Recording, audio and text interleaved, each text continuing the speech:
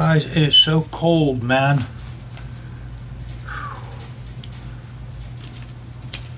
It is so damn cold.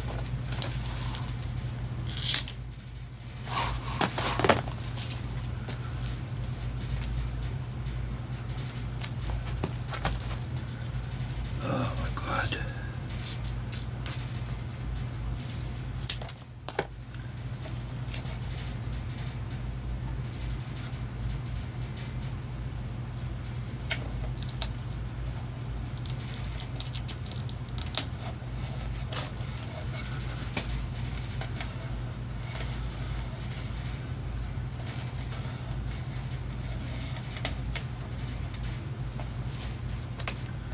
Let me see. I'll make another one.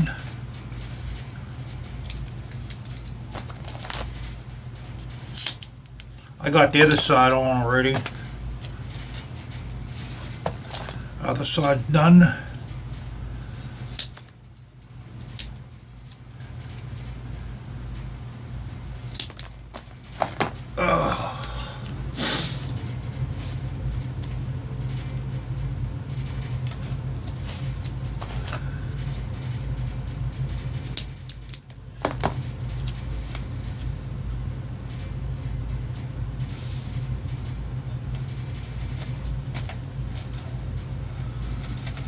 Okay,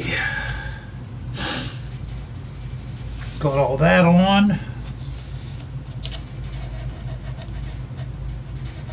Man, if I can only find my goddamn razor. Hold on, guys, let me look for that, man. This is gonna do the job, but my razor's easier. Can't find it.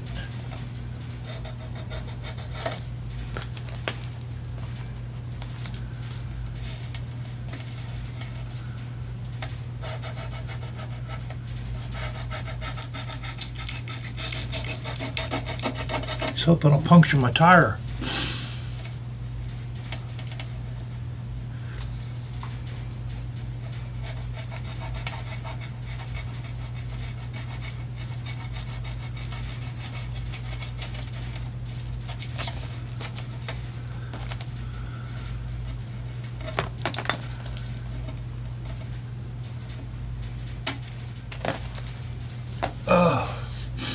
All right, got all that off. This comes off really easy. This is a 3M tape, but it's a it's the same thing as what I have on the smaller rolls, but it's a different version.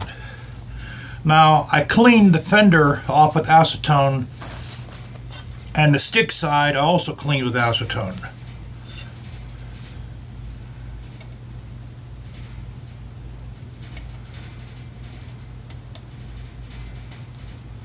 So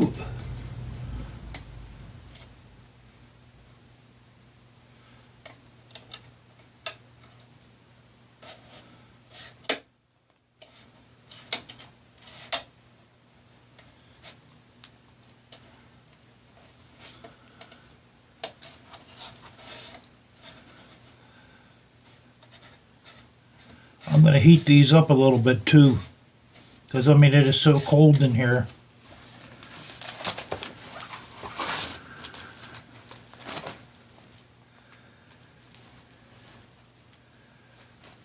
I think they're right where they should be. I think they're identical, guys.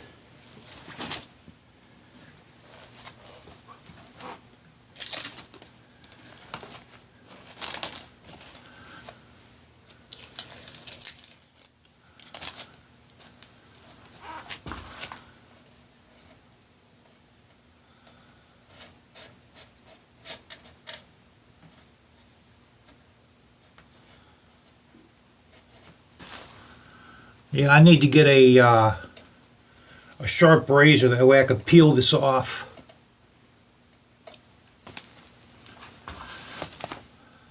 Okay, guys, look how shiny I got that, man. Look how shiny I got that, guys. You know, if I'd have had a planishing hammer, I could have got this perfectly contoured to the fender. But there's no reason, guys, for me to spend a couple $100 on something that's going to just make one part. You know, maybe, I don't know, maybe later on down the line.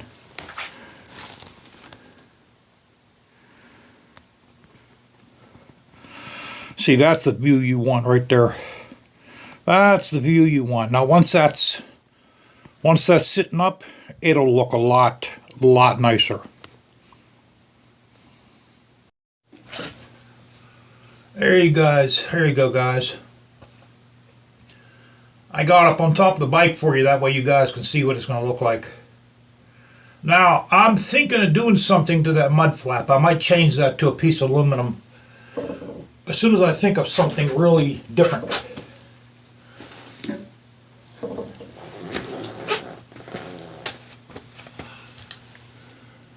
Yeah, so I'm thinking of doing something in the mud flap. It has to be a travel design. It's going to be out of aluminum.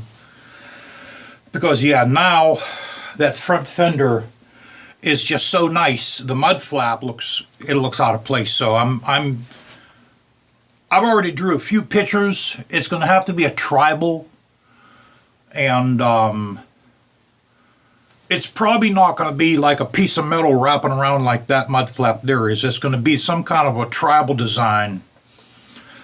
But it's going to have to trail a little bit. It's going to have to go like that a little bit.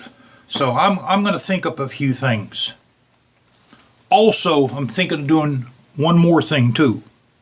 Also bought a cheap jigsaw. This cuts the aluminum like butter. That's what I use to cut the second metal, the fender blade. That, guys, I'll tell you, man, I should have. This cost me $19 on Amazon. It's used, and I used metal blades on it. Yeah, there's the blades. Man, look at my bench, guys. Look at my bench.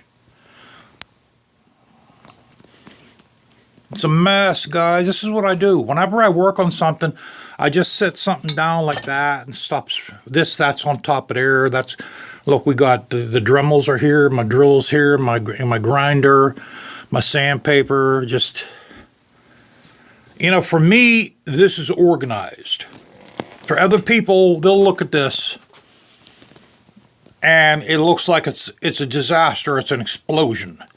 But I know where everything is. This is organized for me. Okay, now I'm thinking of making something here out of aluminum.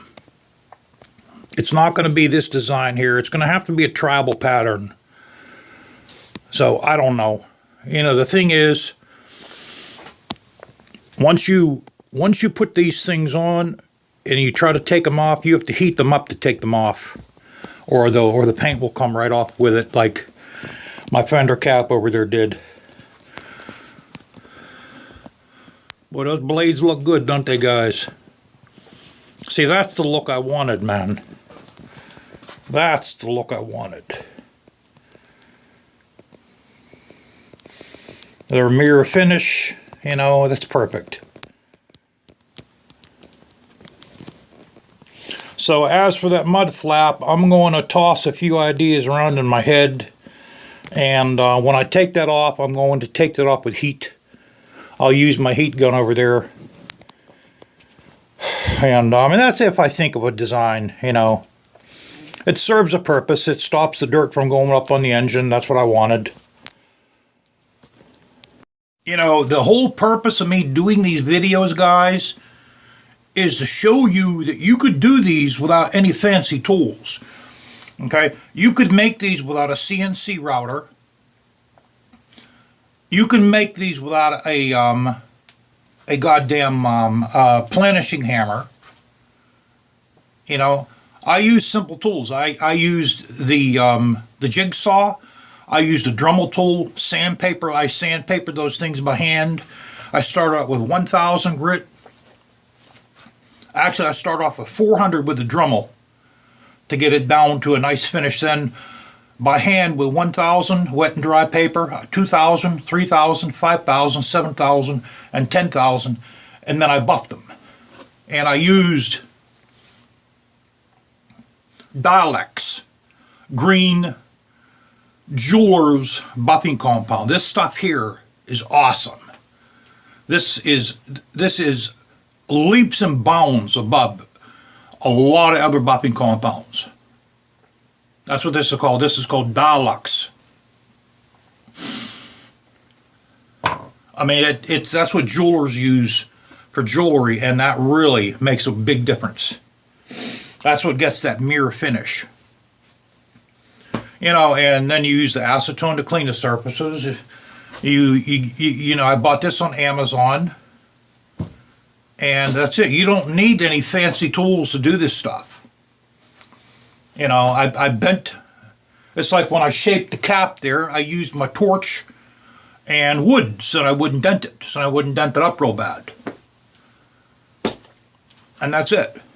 But the whole thing of what started this was I took the paint off of the front fender, you know, and I'll show you guys what I got left out of a piece of 12 by 12 aluminum. This is what I have left. Now, I have to make a Garmin mount for the inside of my Cadillac on the dashboard, right above where the radio is, where the screens goes up. That's where I want my Garmin to be able to stick. So I'm going to make a piece of aluminum to fit in that one little spot, and then I'm going to buff it to a mirror finish. That way, my Garmin suction cup will sit on top of there, because I don't have Navi in that. I don't have navigation in that.